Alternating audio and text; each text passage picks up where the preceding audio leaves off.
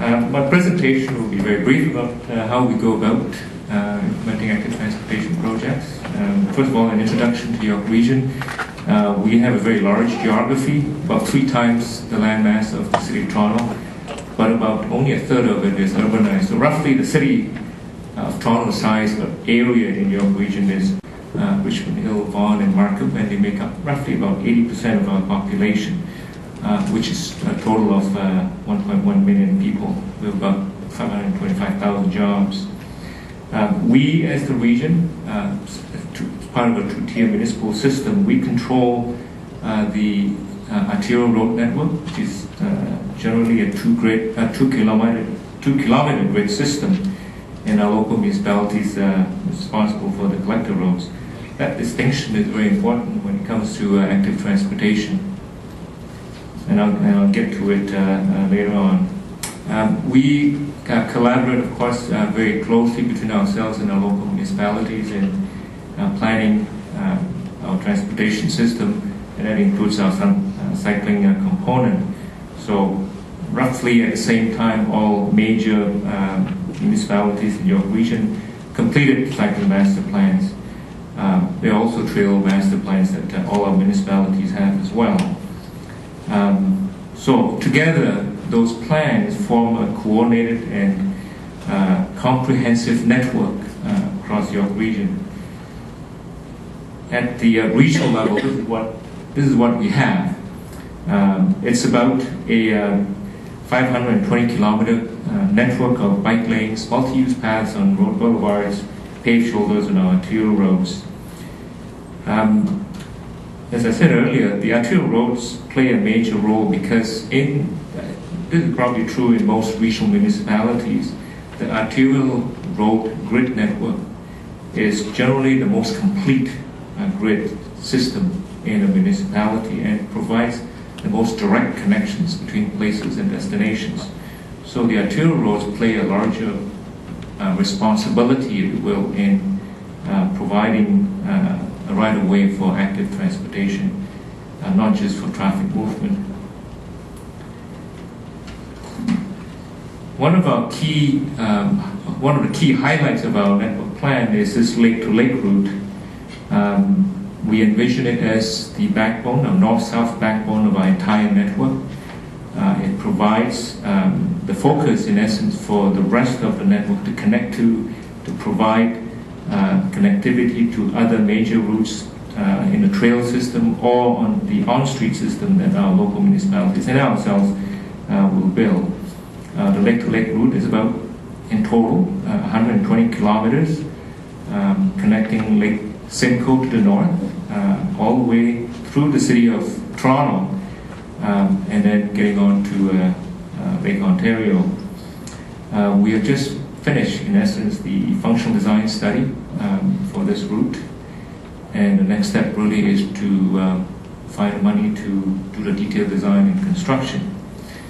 We think that the cost of this project will be about $22 million, so that's the next step in our process.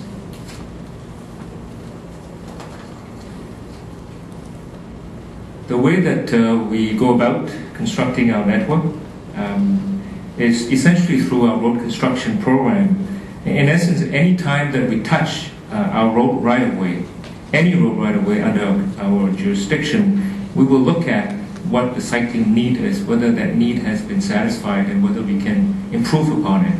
So whether it's through a road widening, road reconstruction project, resurfacing, or even remarking of our pavement markings, we will look at the cycling need and try and improve upon it.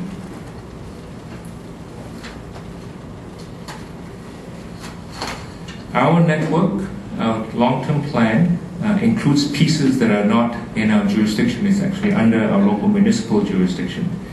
So to support our local partners in completing that network, we have a couple of funding programs that provides money to our local municipal partners as well as conservation authorities. Any public agency, in essence, that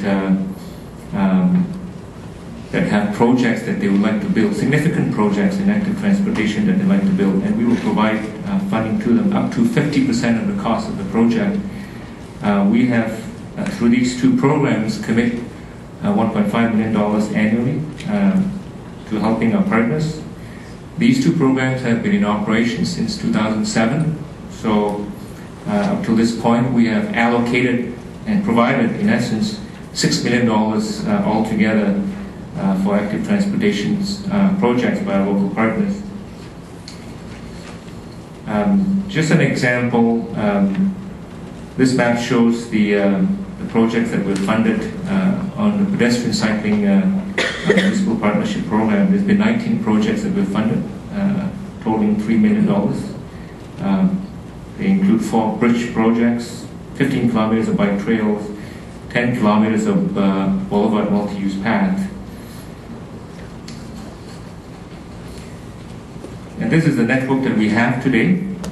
It's still relatively sparse, and some would say disconnected, but we're in the early stages, I think, of our implementation.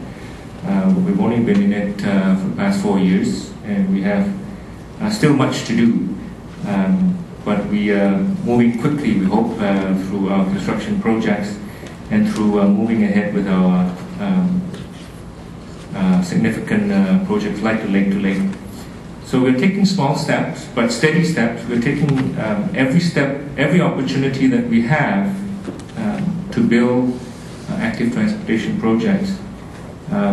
But over time, we will run into problems with funding the bigger ones, such as the lake-to-lake project, such as pieces that requires crossing of barriers like highways, like railway tracks, like major water courses, and so on.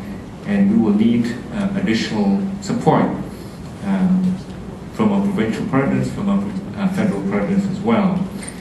Because those projects, of course, support more than just benefits to York Region residents and businesses, but also there's larger benefits to the province as well.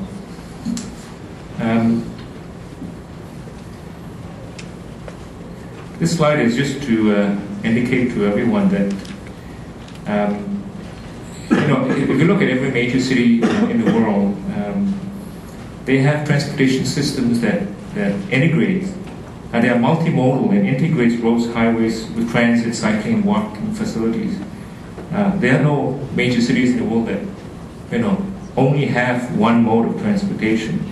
That's because transit, walking, and cycling facilities provide economic, social, and environmental benefits that roads and highways cannot provide.